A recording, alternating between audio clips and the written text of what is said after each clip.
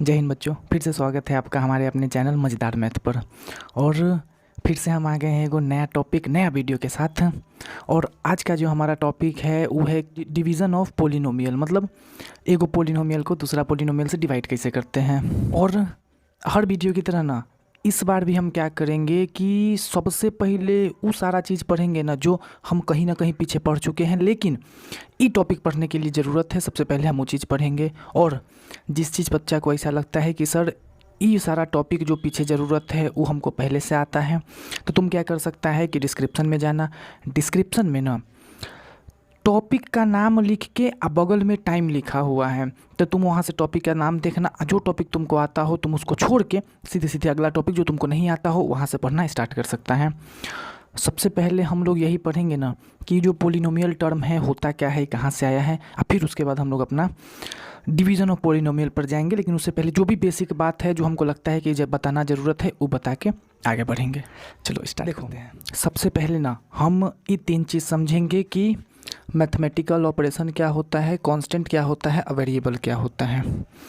तो mathematical operation के बारे में ना तुम सीधे सीधे याद रखना कि जो हमारे पास चार गो साइन होता है मैथ में, प्लस माइनस गुना भाग, इन चारों को हम लोग बोलते हैं मैथमेटिकल ऑपरेशन। बस ये बात याद रखना है, इससे ज़्यादा इसमें कुछ नहीं है। सीधे सीधे कोई पूछेगा मैथमेटिकल ऑपरेशन क्या होता है, तो सर प्लस माइनस गुना भाग, ये चारों को बोलते हैं मैथमेटिकल ऑपरेशन। तो मैथमेटिकल ऑपरेशन हो जाएगा प्लस माइनस मल्टीप्लाई और डिवाइड, इनको बोलते हैं मैथमेटिकल ऑपरेशन। फिर है हमारे पास कि कांस्टेंट क्या होता है। तो कांस्टेंट जो होता है ना मैथ में इस्तेमाल होने वाला ऐसा सिंबल मतलब कुछ भी हम लिखते हैं उसको सिंबल बोलते हैं। सिंबल का हिंदी मतलब होता है निशान, तो कुछ भी हम लिखेंगे ना तो उसको सिंबल बोल सकते हैं। तो मैथ में कुछ भी लिखा जाए जिसका वैल्यू फिक्स रहे उसको हम लोग बोलते हैं कांस्टेंट। मैथ में कुछ भी लिखा जाए जिसका वैल्यू फिक्स रहे उसको बोलते हैं कांस्टेंट। जैसे हम अगर कभी लिखते हैं 5, तो 5 एगो सिंबल तो है, मतलब कुछ भी लिखा हुआ है तो सिंबल है। अब दुनिया में ऐसा ना ई वाला सिंबल कहीं भी लिखा हुआ रहेगा ना तो सबको इसको 5 ही कहेगा, कोई इसको ही नहीं कहेगा 4 है 3 है, ऐसा कुछ नहीं। यानी ये जो सिंबल है ना इसका वैल्यू फिक्स है। तो ऐसा जो सिंबल होता है मैथ में जिसका वैल्यू फिक्स होता है उसको हम लोग बोलते हैं कांस्टेंट। तो इस तरीके से कांस्टेंट में सीधे सीधे याद रखना है कि जो नंबर होता है ना उसको कांस्टेंट बोलते हैं। जैसे 5, 9, -1/2, 3, ये सारा नंबर जो होता है ये सब होता है कांस्टेंट। डेफिनेशन होगा ऐसा सिंबल जिसका वैल्यू फिक्स हो, और सीधे सीधे याद रखने के लिए कांस्टेंट मतलब नंबर, ऐसा जो नंबर होता है उसको कांस्टेंट बोलते हैं। अब नेक्स्ट समझो ना कि वेरिएबल क्या होता है। जैसे हम लोग कांस्टेंट समझे कि मैथ में इस्तेमाल होने वाला ऐसा सिंबल जिसका वैल्यू फिक्स रहे, ठीक है। सेम उसी तरीके से वेरिएबल क्या होता है, तो मैथ में इस्तेमाल होने वाला ऐसा सिंबल, मतलब ऐसा सिंबल जो मैथ में इस्तेमाल होता हो और जिसका वैल्यू फिक्स नहीं रहे, सिचुएशन के हिसाब से अलग अलग वैल्यू उसका हो जाए। जैसे अगर हम बोलते हैं तुम्हारे पास एगो सिंबल एक्स, तो एक्स ऐसा सिंबल है ना जो मैथ में इस्तेमाल तो होता है लेकिन इसका वैल्यू जो होता है ना हमेशा फिक्स नहीं होता है। अलग अलग सिचुएशन में एक्स का अलग अलग वैल्यू आता है। इस तरीके से जितना भी जो ABCD वाला टर्म होता है जिसका हम मैथ में इस्तेमाल करते हैं उनमें से किसी का वैल्यू जो है फिक्स नहीं होता है। तो हम लोग बोल सकते हैं एक्स, वाई, A, B, इस तरीके से जितना भी टर्म होगा, जितना भी सिंबल होगा उनका वैल्यू वो सब मैथ में इस्तेमाल तो होता है लेकिन इनका जो वैल्यू होता है वो फिक्स नहीं होता है, ठीक है। ये हो गया हमारे पास वेरिएबल। अब नेक्स्ट समझो कि पोलिनोमियल क्या होता है। पोलिनोमियल जो है ना वो क्या होता है, तो जब भी हम कांस्टेंट और वेरिएबल को मैथमेटिकल सिंबल के मदद से आपस में मिला देते हैं तब जो बन के आता है ना उसको हम बोलते हैं अलजेब्रिक एक्सप्रेशन, पोलिनोमियल नहीं। जब कांस्टेंट और वेरिएबल को मतलब नंबर को ABCD को हम साथ में मिला देते हैं plus minus multiply divide in सब के मदद से तो जो बन के आता है उसको हम बोलते हैं अलजेब्रिक एक्सप्रेशन। अलजेब्रिक एक्सप्रेशन क्या होता है, तो जब भी हम कांस्टेंट आ वेरिएबल यानी इन नंबर को आई वेरिएबल को आपस में मिक्स कर देते हैं मैथमेटिकल ऑपरेशन के मदद से ना, तब जो एक्सप्रेशन बन के आता है, एक्सप्रेशन मतलब मैथ में कुछ भी लिखा हुआ रहे ना तो उसको एक्सप्रेशन बोलते हैं। तो जब मिलाने के बाद जो चीज़ लिखा हुआ जो चीज़ लिखा हुआ मिलता है ना उसको हम लोग बोलते हैं अलजेब्रिक एक्सप्रेशन। जैसे यहाँ पर हम एगो चीज़ लिखे हैं, इसमें क्या है, कुछ कांस्टेंट भी है, कुछ वेरिएबल भी है और कुछ मैथमेटिकल ऑपरेशन भी है। तो जब हम मैथमेटिकल ऑपरेशन के मदद से कांस्टेंट वेरिएबल को मिला दिए तो जो चीज़ बन के आया वो हो गया मेरे पास अलजेब्रिक एक्सप्रेशन। नेक्स्ट है मेरे पास कि पोलिनोमियल क्या होता है। तो तुम पोलिनोमियल ध्यान रखना कि ऐसा अलजेब्रिक एक्सप्रेशन जैसे ही हम बोले तो मन में आना चाहिए कि कुछ बहुत बड़ा लिखा हुआ है उसको अलजेब्रिक एक्सप्रेशन, ठीक है। ऐसा अलजेब्रिक एक्सप्रेशन ना जिसमें सारा के सारा वेरिएबल का पावर जो हो ना वो होल नंबर हो, तब उस अलजेब्रिक एक्सप्रेशन को हम बोलते हैं पोलिनोमियल। तो होल नंबर क्या होता था, होल नंबर हम लोग पहले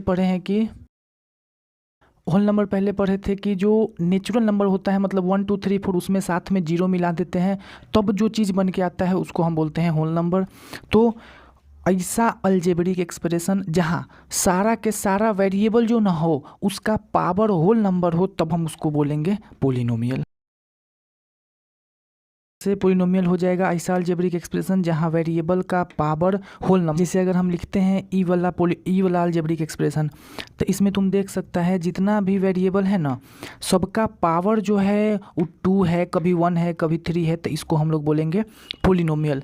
बाकी पोलिनोमियल में अलजेब्रिक एक्सप्रेशन में कहानी बहुत सारा है, लेकिन हम लोग सिर्फ अभी उतना पढ़ रहे हैं ना जितना से हम डिवीज़न ऑफ पोलिनोमियल तक जा सके। अब बाकी जब हमारा टॉपिक पोलिनोमियल होगा तो और इसमें क्या क्या होता है सब कुछ देखेंगे। यहीं से ना एक और बात याद रखना कि टर्म क्या होता है। टर्म जो होता है ना, कोई भी पोलिनोमियल लिखा हुआ है तो उसमें कुछ चीज़ें ना अलग अलग रहता है प्लस या माइनस के हेल्प से। मतलब प्लस या माइनस जो है पोलिनोमियल को बहुत सारा हिस्सा में बांट देता है। ये एक हिस्सा हो गया, ये 2 हिस्सा हो गया, ये तीसरा हिस्सा, ये चौथा हिस्सा।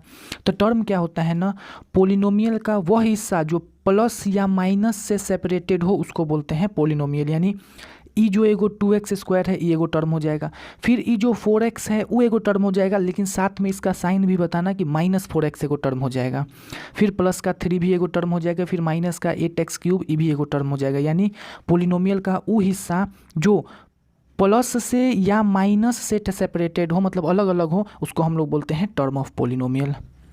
तो हम लोग लिख सकते हैं कि part of polynomial separated with plus और माइनस। यहीं से ना तुम एक और छोटा सा बात साथ में लेके चलो, उसके बाद हम लोग देखेंगे कि और आगे क्या पढ़ना है। एक और छोटा सा बात यहीं से याद रखना कि मल्टीप्लिकेशन ऑफ साइन कैसा होता है। मतलब जब भी हम लोग 2 गो साइन का गुना करते हैं ना तो आंसर जो होता है उसका साइन क्या होता है, ये बातें भी पहले पढ़ चुका होगी। हमको बताया गया था कि जब भी हम लोग प्लस का गुना करते हैं तो आंसर हमेशा प्लस आता है। जब भी हम लोग माइनस का गुना करते हैं तो आंसर प्लस आता है। फिर जब प्लस माइनस का गुना करते हैं आंसर माइनस आता है, और जब माइनस और प्लस का गुना करते हैं तब भी आंसर माइनस आता है। यानी जब सेम साइन का गुना होता है तो आंसर प्लस आता है, और जब भी अलग अलग साइन का गुना होता है तो आंसर माइनस आता है। ठीक है, अब हम लोग देखते हैं आगे की और आगे क्या पढ़ना है। देखो नेक्स्ट जो चीज़ हमको रिवीजन करना है, मतलब जो चीज़ हमको पता होना चाहिए वो है एडिशन एंड सब्ट्रैक्शन ऑफ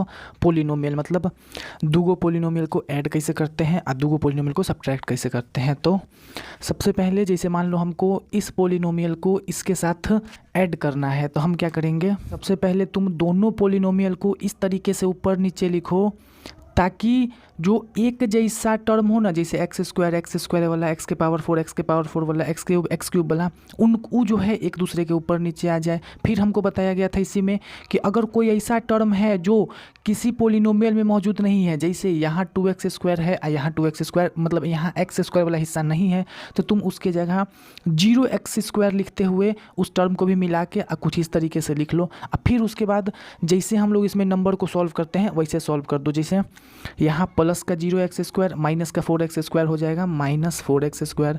फिर यहाँ पर प्लस का 2x² और प्लस का 0x² मेरे पास हो जाएगा प्लस का 2x²। फिर उसके बाद माइनस का 3x स्क्वायर और प्लस का 7x स्क्वायर, तो प्लस का 7 है, माइनस का 3 है, तो यहाँ प्लस का 4 बच जाएगा, तो प्लस का 4 और साथ में x स्क्वायर लग जाएगा।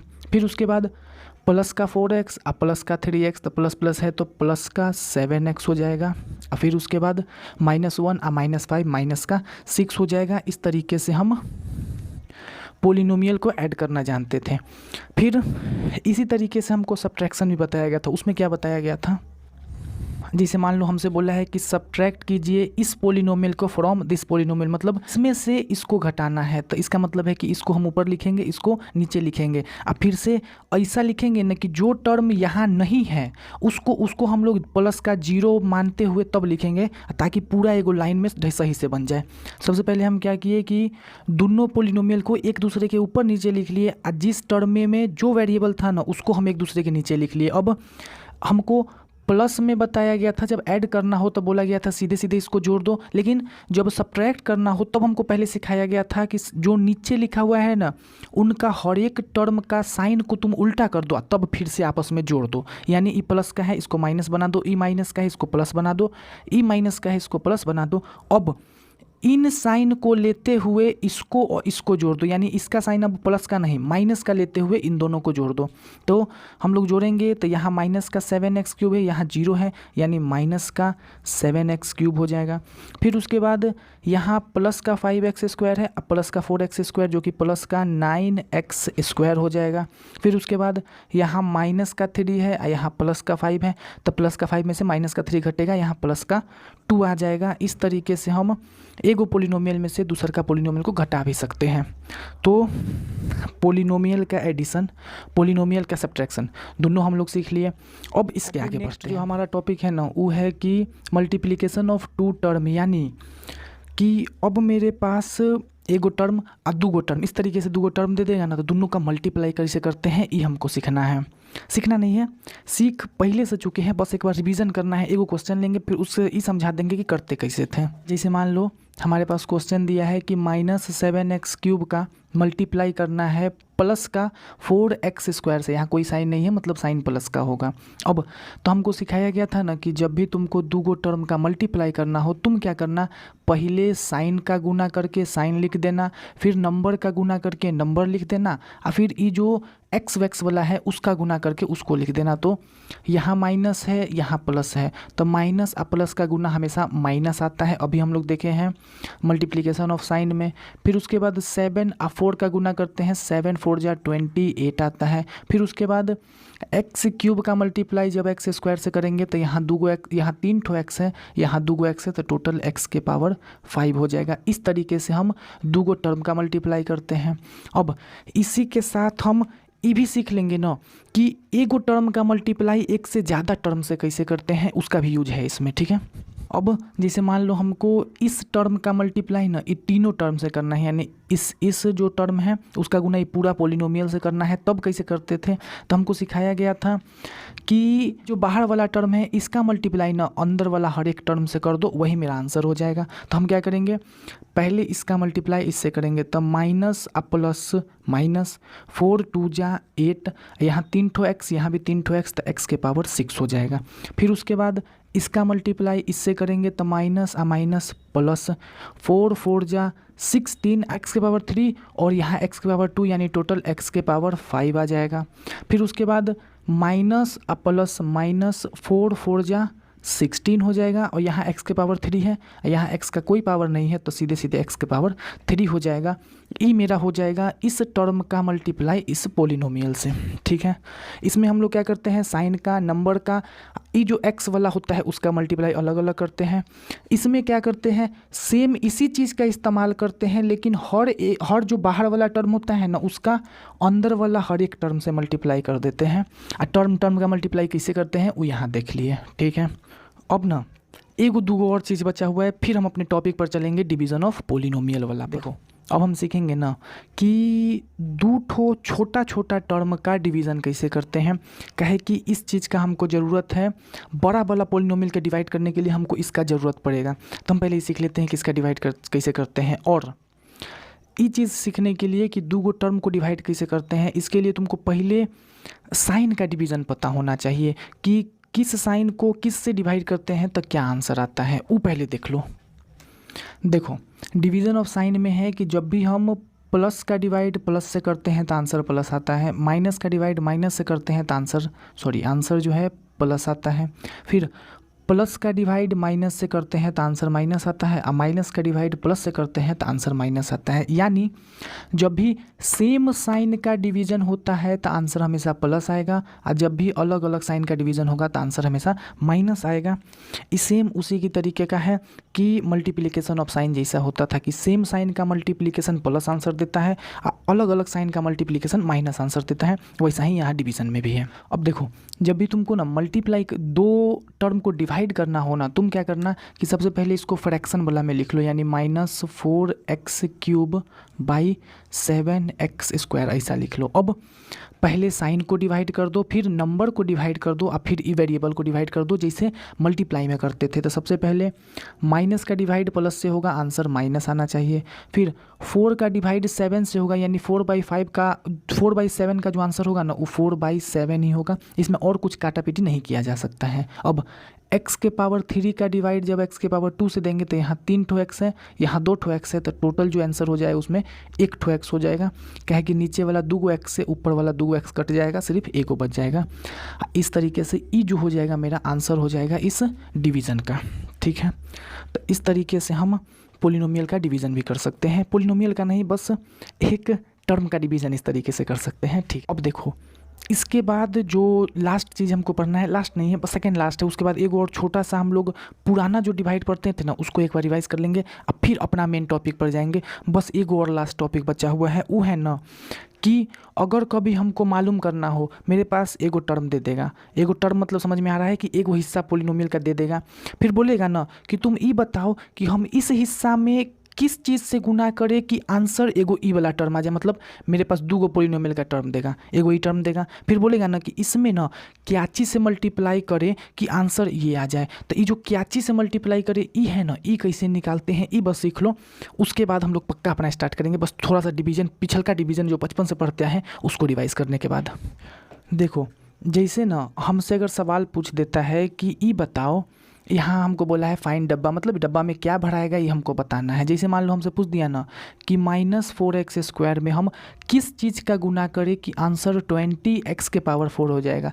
तो कुछ सवाल में कुछ ऐसे सवाल जो होता है ना बहुत आसानी से बन जाता है। ये कैसे बनेगा तो देखो हम लोग आराम से सोचेंगे कि साइन का गुना क्या करे कि ऐसा साइन आ जाए, नंबर में क्या गुना करे कि ऐसा नंबर आ जाए, और वेरिएबल में क्या गुना करे कि ऐसा वेरिएबल आ जाए। तो सबसे पहले माइनस साइन में क्या चीज़ से गुना करते हैं तब प्लस आता है। तो हमको पता है साइन वाला जब देखेंगे मल्टीप्लिकेशन ऑफ साइन वाला तो हमको पता चलेगा कि माइनस में माइनस से गुना करते हैं तब जाके प्लस आता है। ठीक है, अब 4 में कितना से गुना करते हैं तब 20 आता है, तो 4 में 5 से गुना करते हैं तो 20 आता है। फिर अगर हमसे पूछेगा कि x के पावर 2 में और कितना x से गुना करेंगे कि x के पावर 4 आ जाए, तो हम लोग बोलेंगे x के पावर 2 से।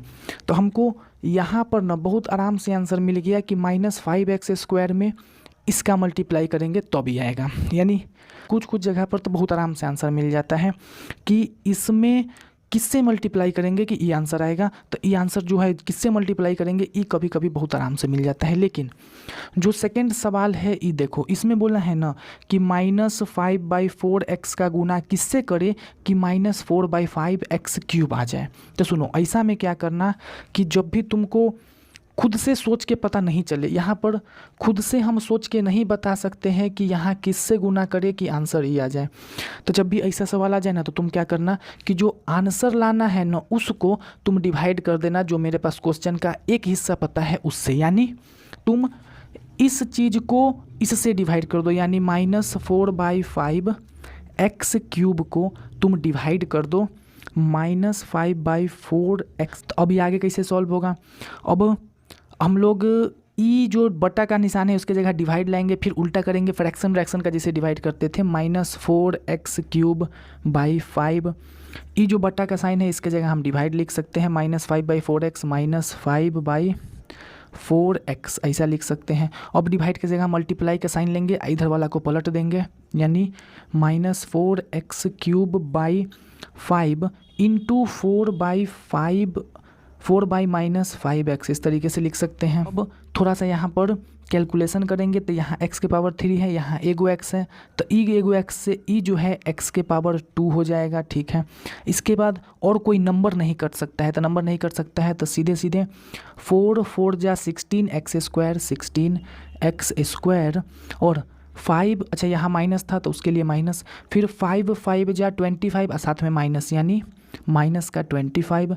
अब ई माइनस से ई माइनस कट जाएगा यानी 16x²/25 मेरे पास आ जाएगा। इसका मतलब है ना कि इसमें तुमको इतना से मल्टीप्लाई करना होगा तब जाके ये आंसर होगा। अब हम चाहें ना तो ये बात को चेक भी कर सकते हैं कि क्या सही में इसमें इतना से मल्टीप्लाई करने पर ये आंसर आता है या नहीं आता है। तो देखो चेक करके बताते हैं। जैसे हमको यहाँ क्या करना है, -5/4x में मल्टीप्लाई करना है 16x² से। ठीक है, तो 4 से ई कट जाएगा 4 बार में, फिर 5 से ई कट जाएगा 5 बार में। यहाँ कोई भी वेरिएबल कट नहीं सकता है, तो इसके बाद माइनस का यहाँ और कुछ नहीं है 4 है, यहाँ एगो x यहाँ दूगो x यानी x³ बाई नीचे में यहाँ सिर्फ 5 है तो 5, यानी जो अभी दोनों का मल्टीप्लाई किए तो आया 4x³ यही मेरा यहाँ आंसर था। यानी सही में हमको इसको इससे मल्टीप्लाई करना होगा ताकि आंसर ये आए। ठीक है, वो हम डब्बा की जगह क्या भर सकते हैं, डब्बा की जगह भर सकते हैं 16x²/25 ई भर सकते हैं डब्बा की जगह। तो इस तरीके से हम लोग निकाल सकते हैं कि कोई दिया हुआ टर्म में किससे मल्टीप्लाई करे कि आंसर ये आ जाए। ठीक है, अब इसके बाद सिर्फ एगो छोटा सा चीज़ रिवाइज करेंगे कि पुराना जो हम लोग डिवाइड सीखे थे उसमें क्या क्या करते थे, तब हम लोग अपना डिवीज़न ऑफ पोलिनोमियल स्टार्ट कर देंगे। अब हम ना थोड़ा सा पुराना डिवीज़न रिवाइज करते हैं कि पुराना डिवीज़न में ना हम लोग क्या क्या सीखे थे पुराना डिवीज़न में। अब पुराना डिवीज़न का ना एक दूगो बात ऐसा है जो हमको एकदम यहाँ से ध्यान में रखते हुए तब डिवीज़न ऑफ पोलिनोमियल पर जाना है। तो देखो क्या क्या है। जैसे मान लो हम एगो सवाल लेते हैं, अगर हमको 25 से डिवाइड करना है 2855 को, तो सबसे पहले हम लोग क्या करते थे, तो यहाँ से एक दो ठो बात याद रखना। पहला कि हम लोग जब भी नीचे में नंबर लिखते थे ना, यहाँ पे यहाँ पे यहाँ पे, तो वो नंबर कौन सा होता था, यहाँ वाला नंबर का इधर जो लिखे हैं उसका मल्टीप्लाई करके यहाँ लिखते थे। जैसे 25 का मल्टीप्लाई 1 से करके 25 लिखे थे, फिर 25 का मल्टीप्लाई 4 से करके यहाँ 100 लिखे थे, इस तरीके से लिखते थे। ठीक है, पहला बात। दूसरा बात, हम डिवीज़न को वहाँ पर रोक देते थे ना जब नंबर ऊपर में कुछ भी नहीं बचता था और नीचे में ऐसा कुछ बच जाता था जो इससे छोटा होता था, तो डिवीज़न को यहाँ रोक देते थे। बस यही दो बात यहाँ से ध्यान रखना। अब हम चलते हैं डिवीज़न ऑफ पोलिनोमियल। अपने लास्ट टॉपिक पर आ गए हैं जो कि है हमारा डिवीज़न ऑफ पोलिनोमियल। जितना भी बात ज़रूरी था डिवीज़न ऑफ पोलिनोमियल समझने के लिए वो सारा के सारा बात हम लोग पहले से सीख लिए हैं। अभी जो पीछे हम लोग सीखे वो सारा बात कंप्लीट हो गया। जो पीछे का ज़रूरत था हमको डिवीज़न ऑफ पोलिनोमियल समझने के लिए, अब हम लोग स्टार्ट करेंगे। एगो सवाल लेंगे, उस सवाल से ही सीखेंगे ना कि एक ठो पोलिनोमियल को दूसरा पोलिनोमियल से डिवाइड कैसे देते हैं। चलो एगो सवाल लेते हैं, स्टार्ट करते हैं। अब एगो हम सवाल ले लिए, अब इस सवाल से स्टार्ट करते हैं कि पोलिनोमियल का डिवीज़न करते कैसे हैं। तो सुनो, सबसे जो पहला बात तुमको याद रखना है वही है ना कि तुमको एगो पोलिनोमियल दिया रहेगा जिसको डिवाइड करना है, एगो पोलिनोमियल दिया रहेगा जिससे डिवाइड करना है। तो तुम सबसे पहले ना जो दो ठो पोलिनोमियल दिया हुआ है उन दोनों में एगो बात देखो कि क्या सबसे ज़्यादा पावर से लेके सबसे कम पावर तक हर एक पावर मौजूद है या नहीं है। और अगर नहीं है ना तो तुम जीरो के साथ जो पावर मौजूद नहीं है वो पावर लगा दो। जैसे यहाँ देखो, सबसे पहले हमको बोला है कि हमको इस पोलिनोमियल को डिवाइड करना है इस पोलिनोमियल से। अगर हम यहाँ देखेंगे तो x के पावर जो 5 है वो सबसे ज़्यादा पावर है, उसके बाद पावर 4 भी है, पावर 3 भी है, लेकिन पावर 2 नहीं है, फिर पावर 1 भी है और e पावर 0 भी है। जहाँ कोई भी x नहीं होता है वहाँ x के पावर 0 होता है। फिर उसके बाद जो दूसरा का पोलिनोमियल दिए हुए है उसमें पावर हाईएस्ट पावर 2 है, फिर 1 नहीं है, और फिर उसके बाद 0 वाला पावर है। तो हम क्या करेंगे, सबसे पहले जो पावर सवाल में मौजूद नहीं है वो पावर तुम लगाओ जीरो के साथ। देखो किस तरीके से हम क्या करेंगे, इस सवाल को फिर से दोबारा लिखेंगे। आज इसमें ना जो पावर नहीं है उसके बगल में जीरो लगा के उसको ज़रूर डाल देंगे। जैसे हम इसको वापस से लिख सकते हैं कि जो जो पावर था उसको दोबारा लिख दिए। यहाँ x के पावर 2 नहीं था तो हम क्या किए, 0x के पावर 2 लिख दिए। मतलब जब 0 से इसका मल्टीप्लाई होगा वापस से ही गायब हो जाएगा। लेकिन इसको ना रखना है, हर एक पावर को रखना है, ताकि जब हम डिवीज़न कर रहे हो ना तो जब सारा पावर को रखते हैं ना तो डिवीज़न करते समय बहुत ईजी होता है, थोड़ा सा कैलकुलेशन के समय हमको ईजी होता है। अगर हम 9 भी रखें तब भी गलत नहीं होगा, तब भी हम सवाल को बना सकते हैं, लेकिन थोड़ा सा उस समय मुश्किल हो जाता है, इसलिए हम सारा पावर को रखते हुए चलेंगे। और फिर यहाँ पर भी मेरा जो x वाला पावर था, 1 वाला पावर वो नहीं था, तो हम क्या किए 0x लिख दिए। अब हम डिवीज़न वाला साइन के साथ दोनों को लिख लेते हैं। अब हम क्या किए, इसको इस तरीके से लिख लिए। अब हम नॉर्मल डिवीज़न कैसे करते थे, उसमें क्या करते थे हम लोग, यहाँ पर कोई नंबर लिखते थे, फिर इसका मल्टीप्लाई इससे करके यहाँ लिखते थे और फिर घटाते थे। लेकिन ना यहाँ भी हम लोग इस बार चूँकि सबके सब पोलिनोमियल चल रहा है तो यहाँ भी एगो पोलिनोमियल का ही टर्म लिखेंगे। लेकिन जो टर्म हम लोग वहाँ लिखते हैं ना वो थोड़ा सा ध्यान से लिखते हैं। वो कैसे लिखेंगे तो सुनो, यहाँ पर हम लोग ऐसा टर्म लिखेंगे जिसका मल्टीप्लाई हमको इससे करना है। तुमको ये ध्यान में रखते हुए यहाँ टर्म लिखना है कि जब इस टर्म का मल्टीप्लाई ना इस पूरे से करते समय हम इससे भी करेंगे, तो जब इससे हम यहाँ वाला टर्म का मल्टीप्लाई करें ना तो यहाँ का पहला टर्म आना चाहिए। यानी यहाँ एगो ऐसा टर्म लिखना है जिसका मल्टीप्लाई हम यहाँ के पहला टर्म से करें तो यहाँ वाला पहला टर्म आना चाहिए। अब इसमें किसका मल्टीप्लाई करेंगे कि ई टर्म आए तो ये हम लोग सीख चुके हैं। तो सबसे पहले वैसा डिवाइज़र वहाँ रखते हैं। सबसे पहले प्लस का मल्टीप्लाई किससे करेंगे तो माइनस आएगा, तो प्लस का मल्टीप्लाई माइनस से करेंगे। फिर 2 में किसका मल्टीप्लाई करेंगे कि 4 आएगा, तो 2 में 2 का मल्टीप्लाई करेंगे तो 4 आएगा। फिर उसके बाद x के पावर 2 में किसका मल्टीप्लाई करेंगे कि x के पावर 5 आए, तो x के पावर 3 का मल्टीप्लाई करेंगे। अब ई हम लोग चुन लिए कि यहाँ आंसर की जगह पर पहला टर्म ई लिखाएगा, तो अब इसका मल्टीप्लाई हम लोग इन तीनों से करके नीचे लिखेंगे और फिर घटाएंगे। तो सबसे पहले इसका मल्टीप्लाई इससे करेंगे तो यही आएगा, कहे कि हम लोग इसी तरीके से लिखे ही हैं उसको, यानी -4x के पावर 5। ठीक है, फिर ई प्लस का मल्टीप्लाई इस माइनस से होगा माइनस, फिर 0 का मल्टीप्लाई 2 से 0, x का मल्टीप्लाई x क्यूब से तो x के पावर 5। उसके बाद माइनस का मल्टीप्लाई माइनस से होगा प्लस हो जाएगा। फिर 4 का मल्टीप्लाई 2 से हो जाए, 4 का मल्टीप्लाई 2 से होगा तो 8 हो जाएगा। यहाँ x नहीं है तो यानी यहाँ वाला x का क्यूब आ जाएगा। अब इसको घटाने के लिए साइन चेंज करेंगे, यानी यहाँ प्लस यहाँ माइनस आ जाएगा। फिर माइनस का 4x का पावर 5 है और ये प्लस के 4x का पावर 5 है, यानी ये दोनों कट जाएगा। फिर उसके बाद यहाँ प्लस का 3x के पावर 4 है, यहाँ प्लस का 0x के पावर 4 है। अच्छा, यहाँ 4 होगा, 0x के पावर 4 है तो टोटल यहाँ 3x के पावर 4 आ जाएगा। फिर उसके बाद यहाँ -2x क्यूब है, यहाँ -8x क्यूब है, टोटल मेरे पास -10x क्यूब आ जाएगा। ठीक है, ये हो गया। फिर से अब ऊपर से हम लोग एगो टर्म उतार लेंगे, तो क्यूब वाला तक हो चुका था। हम लोग क्या करते हैं, प्लस का 0x² यहाँ उतार लेते हैं। ठीक, अब फिर से हम लोग यहाँ एक ऐसा टर्म सोचेंगे ना जिसका मल्टीप्लाई यहाँ के पहला टर्म से किया जाए तो यहाँ वाला पहला टर्म आ जाए। उसी तरीके से हम वहाँ एगो टर्म लिखेंगे और फिर इस पूरे का मल्टीप्लाई उससे करके यहाँ पर नीचे लिखेंगे। तो सोचो कि 2x² में क्या चीज़ से मल्टीप्लाई करे कि 3x के पावर 4 आना चाहिए। तो इसके लिए चूँकि 2 के टेबल में 3 तो आता नहीं है, तो इसके लिए हम लोग एक तरीका सीखे थे कि जो आंसर लाना है उसको जो क्वेश्चन है उससे डिवाइड कर दो, यानी 3x के पावर 4 को डिवाइड कर दो 2x² से, यानी 3x के पावर 4 इंटू 1/2x²।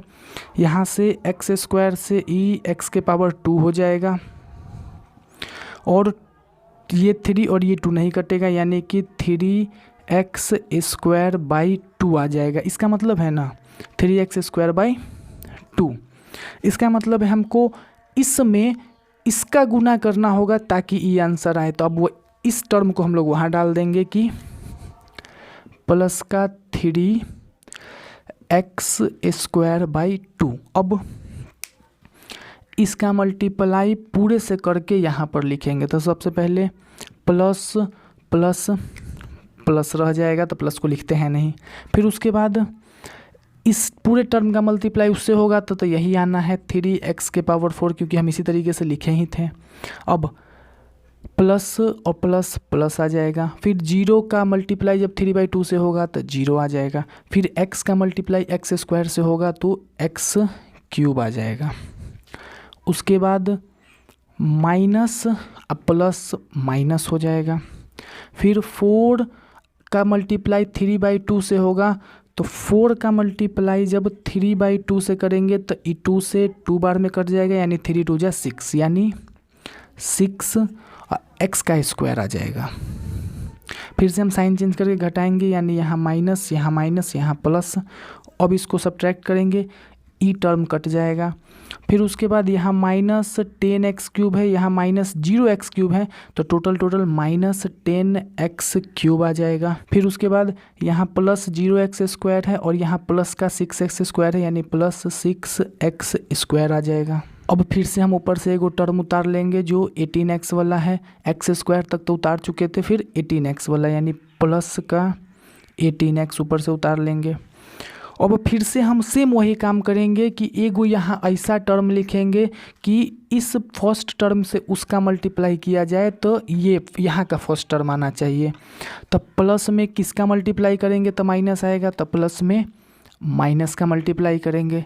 फिर 2 में किसका मल्टीप्लाई करेंगे कि 10 आए, तो 2 में 5 का मल्टीप्लाई करेंगे तब 10 आएगा। फिर x⁻2 में किसका मल्टीप्लाई करेंगे तो x⁻3 आए, तो इसके लिए हमको 5 में x का मल्टीप्लाई करेंगे।